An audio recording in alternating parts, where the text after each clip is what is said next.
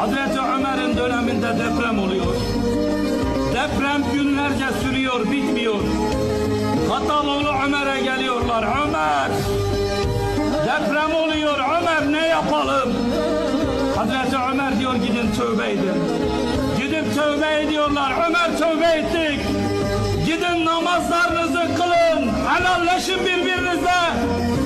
Çünkü deprem zulümden olur diyor Hazreti Ömer.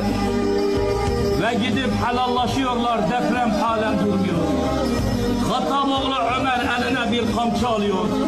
Sanki bir hayvanı döver gibi sahabi diyor elindeki kamçıyla yere vurmaya başladı.